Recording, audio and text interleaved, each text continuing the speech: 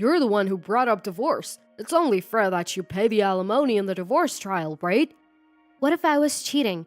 Would you try to take more? In today's world, it doesn't matter if you're a man or a woman. Infidelity is a taboo, and that carries serious responsibility. You should definitely pay $100,000.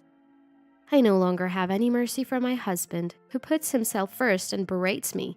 I decided to isolate him from our relatives and make him truly disconnected from the real world.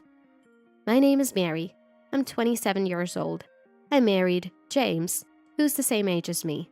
I took over a flower shop from my late dad and run it. In addition to running the flower shop, I also do floral arrangements for event venues. Just before graduating high school, my dad's health worsened, and I, as an only daughter, started helping with the family business.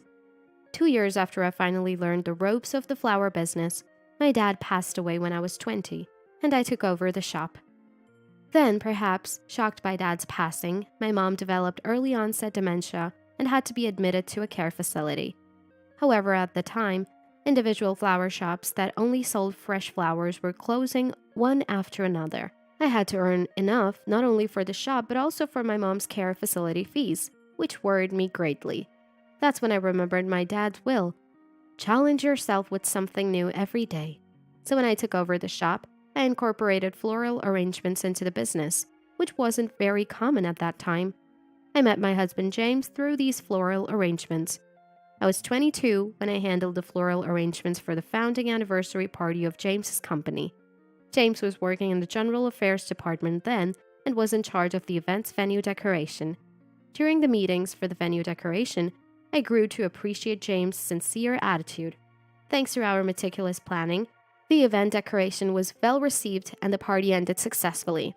After the founding anniversary party, James confessed to me on our way back.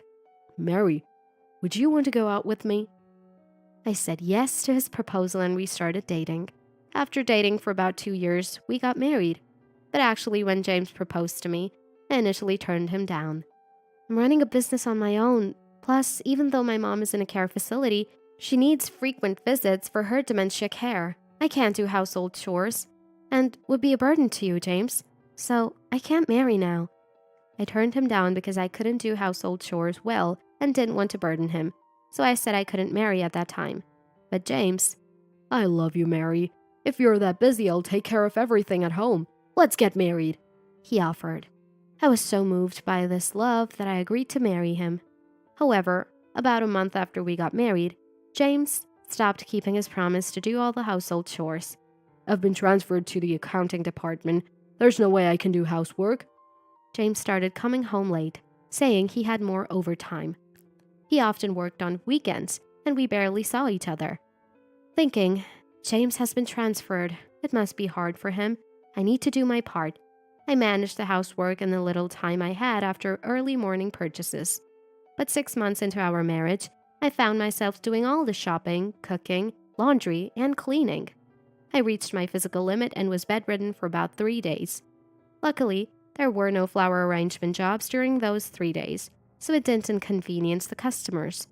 Realizing this could lead to a significant loss for me, I tried to discuss sharing household responsibilities with James.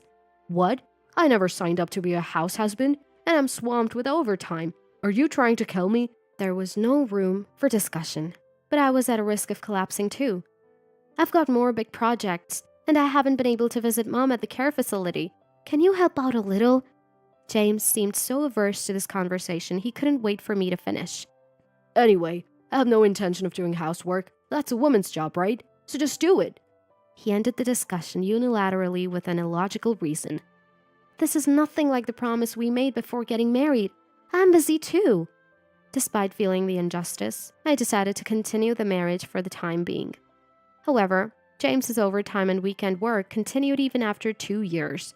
How can a big construction company have so much overtime and weekend work, even if it's the accounting department? James' company is a major firm with a strong adherence to laws. They shouldn't allow unreasonable overtime or weekend work beyond the legally defined hours. It's strange for a company to have such long overtime periods, right? Normally, prolonged overtime and weekend work would lead to fatigue and health issues. but there was no sign of that in James.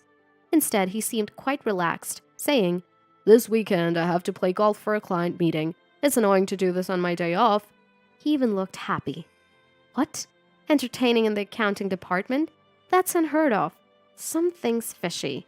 I started to suspect James' unnatural overtime and weekend work. I need to investigate this. With these thoughts in mind, as I entered the second year of marriage, I hired a detective agency to investigate James. The day after I received the report from the year-long surveillance of James by the agency, I pretended to be doing early morning purchases so no one would disturb me and flipped through the report in the delivery van. It contained some shocking facts. First, although James had been transferred to the accounting department, he was hardly doing any overtime. What the heck? This is completely different from what he told me. I collapsed from the exhaustion because of this.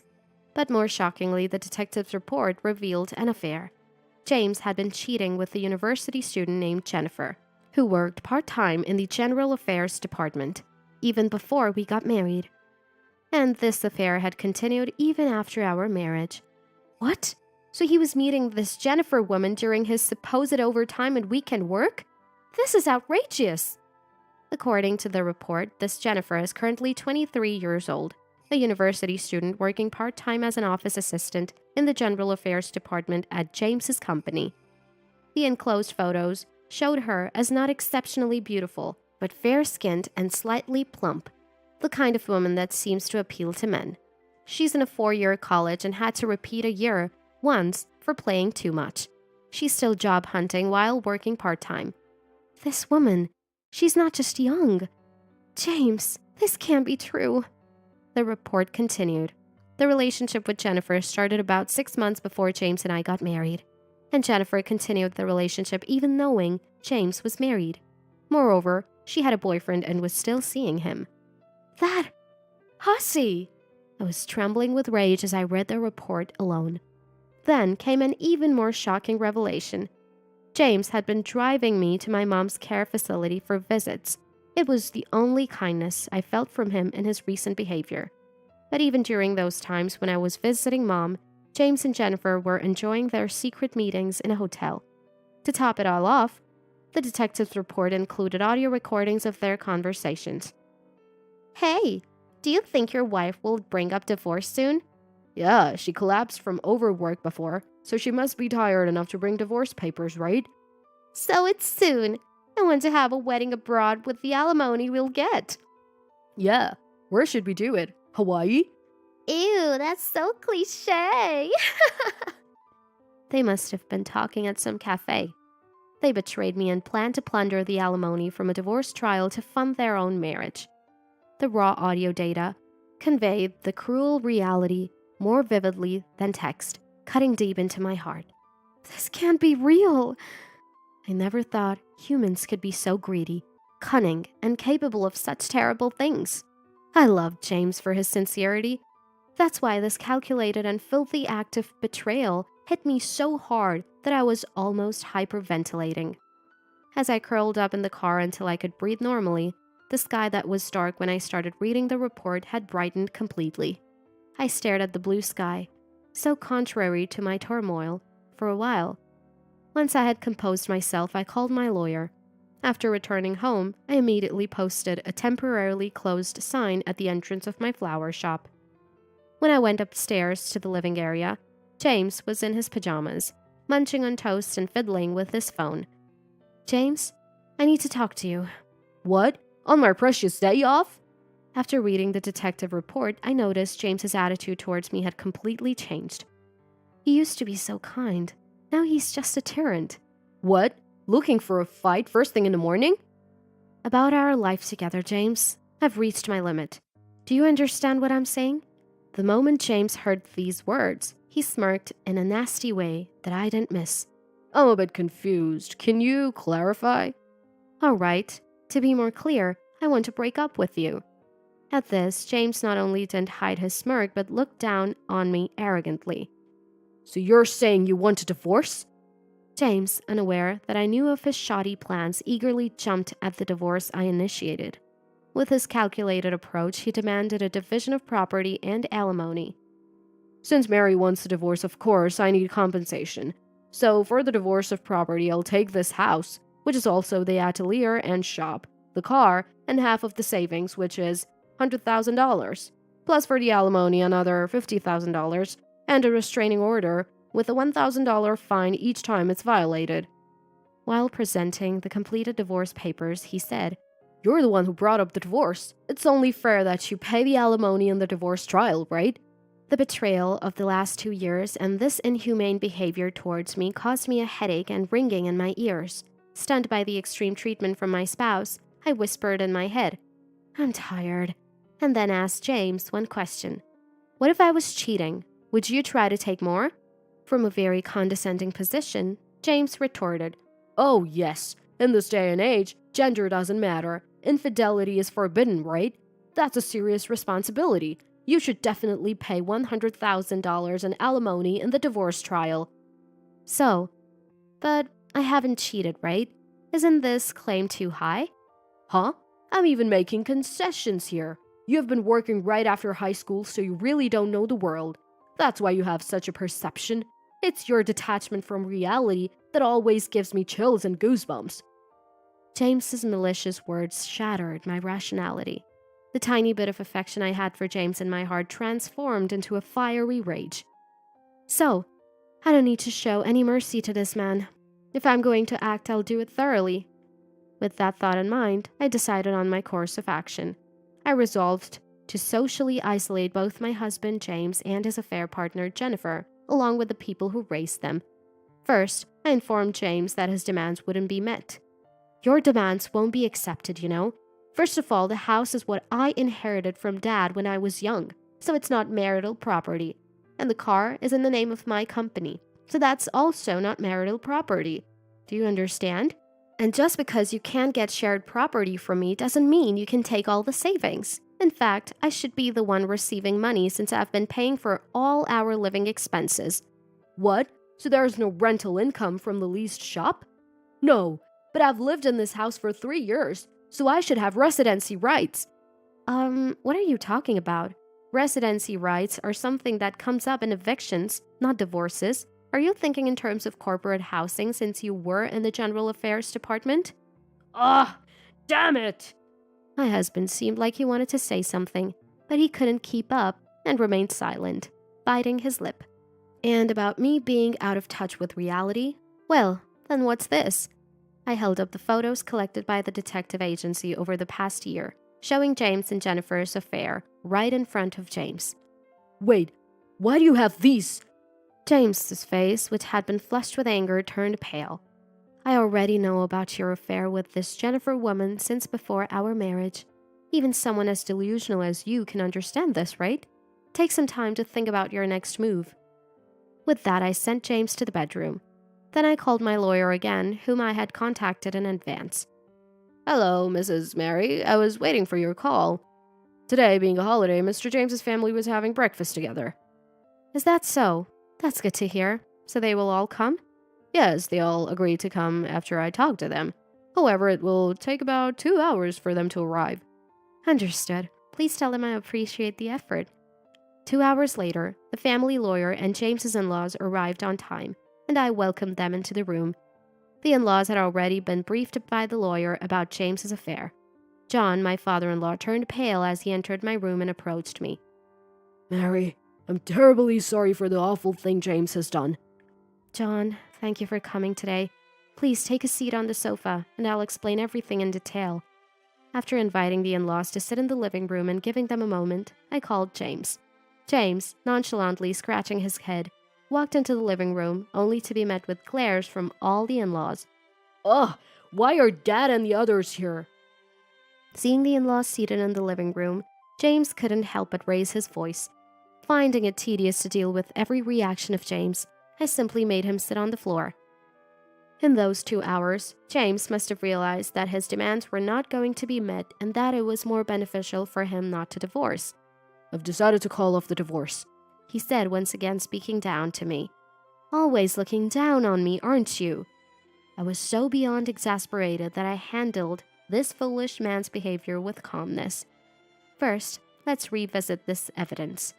I presented the proof of James's affair one more time, this time in front of the in-laws.